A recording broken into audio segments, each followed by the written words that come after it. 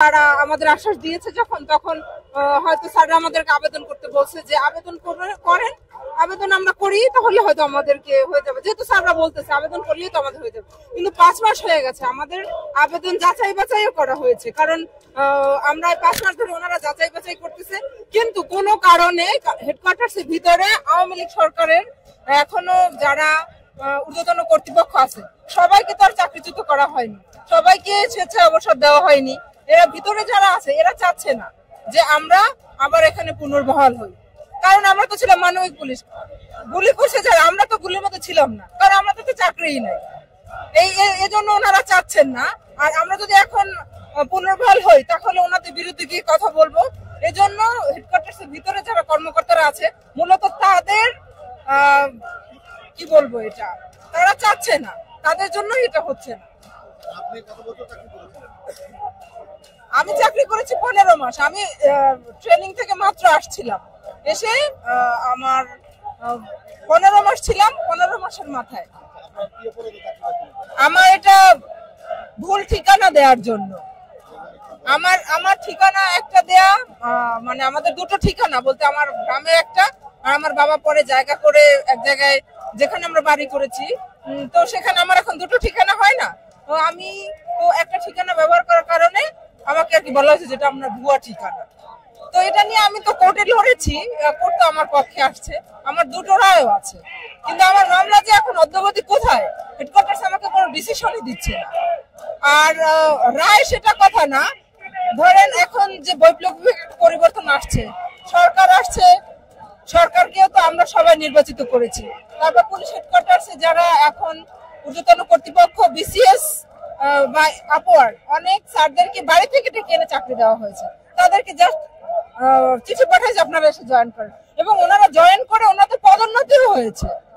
কিন্তু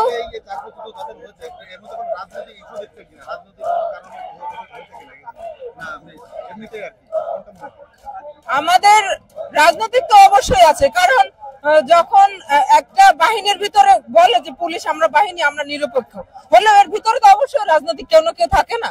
শেখ হাসিনা যখন ক্ষমতায় ছিল, ওনার ছাত্রছায়ায় তো এই যখন ওনারা ছিল তখন এনারাই তো ওনাদেরকে রেখেছে, তাই না? তো অবশ্যই তো এটার ভিতরে রাজনৈতিক একটা ব্যাপার কাজ করেই, কারণ আমাদের দেশ তো স্বাধীন হলেও রাজনৈতিক একটা ব্যাপার থেকেই যায়। পরবর্তী পদক্ষেপ আমাদের এটাই, আমরা আমাদের যতক্ষণ মানা না হবে ততক্ষণ আমরা এভাবে আন্দোলন চালিয়ে যাব। হেডকোয়ার্টার্স নিয়েছে, বাট আমরা ওনাদেরকে ট্রাস্ট করছি না, কারণ 5 মাস আমরা ট্রাস্ট করেছি না, আর এখন 1 ঘন্টা ট্রাস্ট, এটা তো একটা সামান্য ব্যাপার। 5 মাসে হিসেব করেন কত ঘন্টা হয়, এত ঘন্টা বিশ্বাস করেছি না, আজকের 1 ঘন্টা তো এটা কোনো মনে হয় না কোনো সুবিধাজনক সময়। আমি 2 বছর 6 মাসের মতো চাকরি করছিলাম, 2 বছর 6 মাস। আমি চাকরিরত অবস্থায় 2 বছরের মাথায় আমি সম্পর্ক করে বিয়ে করি। আমি যাকে বিয়ে করি তার নিকটতম আত্মীয় ছিল এডিশনাল এসপি আমার ইউনিটে। তারা আমাদের সম্পর্ক মাইনে নেয়। পরবর্তীতে আমার নামে ভুয়া অভিযোগ দেখাইয়া আমি চাকরির আগেই তাকে বিয়ে করছে এরকমের অভিযোগ দেখাইয়া আমার চাকরিচ্যুত করা হয়। আসলে না, আমার কাবিন নামা হইতে শুরু করে সব ডকুমেন্টস আমার কাছে আছে। আমার ওয়াইফ আমার সাথে এখনো সংসার করতেছে। আমার নামে কোনো অভিযোগ নাই, ভুয়া অভিযোগ দেখায় যে আমি চাকরির আগেই বিয়ে করছি, এইরকম দেখায় আমার চাকরিচ্যুত করছে। পুলিশ কর্মকর্তা ভারতকে তথ্য দিয়ে সহায়তা করছে। আমরা সেই লক্ষ্যে পুলিশ বাহিনী থেকে সমস্ত ফ্যাসিবাদের দোষরদের অপসারণ এবং ফ্যাসিবাদ স্বৈর শাসকের মনোনীত অফিসারদের কর্তৃক যাদেরকে চাকরিচ্যুত করা হয়েছে তারা সকলে দুর্নীতিবাজ। আপনারা জানেন তারা এই দেশ ছেড়ে পালিয়ে গেছে। তারা আমাদের হাজার হাজার কর্মরত কর্মচারীদেরকে চাকরিচ্যুত করে আজকে তারা দেশ ছেড়ে পালিয়ে গেছে। আমরা হাসিনাকে দূর করতে সক্ষম হয়েছি। এই মুহূর্তে আমাদেরকে হাসিনার দেওয়া সিদ্ধান্তগুলো বাতিল করতে হবে এবং অগণিত নির্যাতিত আমার পুলিশ ভাইদেরকে বিনা শর্তে পুলিশ বাহিনীতে চাকরিতে পুনরায় বহাল করতে হবে।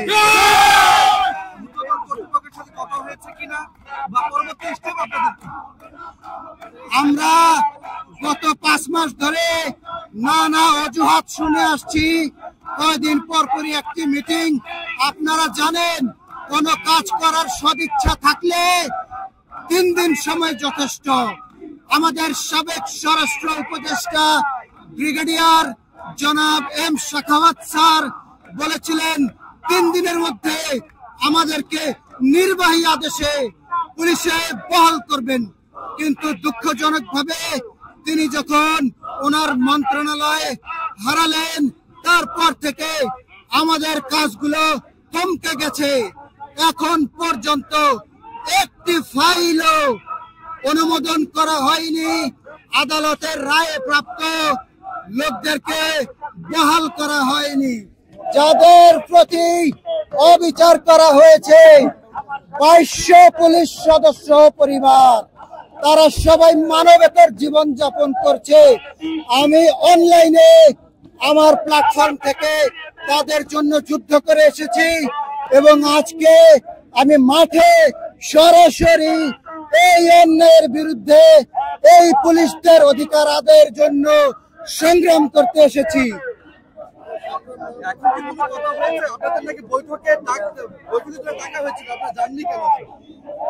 বৈঠক গত 5 মাসে অনেকগুলো বৈঠক হয়েছে, কিন্তু তারা কোনো সিদ্ধান্ত আমাদেরকে প্রদান করেননি। তারা মূলত কালক্ষেপণ করে যাচ্ছেন।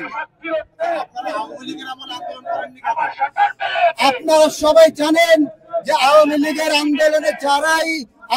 আমলে যারাই আন্দোলন করেছে তারা গুম হয়ে গেছে।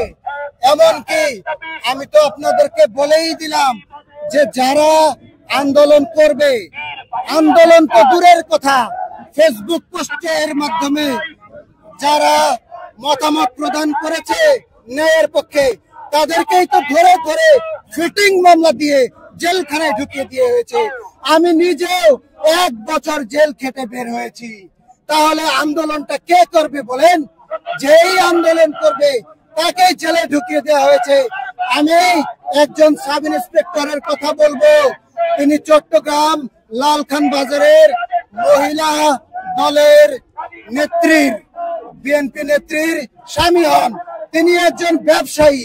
তিনি এই রাজনৈতিক ভাবে বিএনপি মতাবলম্বী হওয়ায় তাদের 2 জনকে দুদক দ্বারা মিথ্যা মামলায় ফাঁসিয়ে তাদেরকে জেল খাটানো হয়েছে।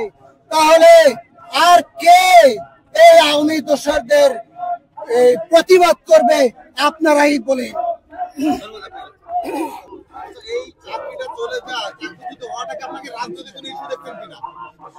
এটা অবশ্যই রাজনৈতিক ইস্যু, কেননা শেখ হাসিনা সম্পূর্ণ দলীয়করণ করেছে। তারা দিনের ভোট রাতে করেছে, কিন্তু আমাদের মধ্যে অনেকে ধর্মভীরু, তারা এসব অন্যায় কাজে জড়িত হতে চায়নি। তারা প্রতিবাদ জানিয়েছে, বিভিন্ন কেউ সরাসরি জানিয়েছে, কেউ সামাজিক যোগাযোগ মাধ্যমে জানিয়েছে। আপনারা জানেন নারায়ণগঞ্জে রিসোর্ট কাণ্ডে মামুনুল হক সাহেবের পক্ষ নিয়ে একজন এএসআই ফেসবুক লাইভে এসেছিল। তাকে তাৎক্ষণিকভাবে সাময়িক বরখাস্ত করে তাকে চাকরিচ্যুত করা হয়েছে এবং এই সমস্ত চাকরিচ্যুতি শেখ হাসিনার এই দেশে একনায়কতন্ত্র কায়েমেরই একটা কার্য প্রক্রিয়া।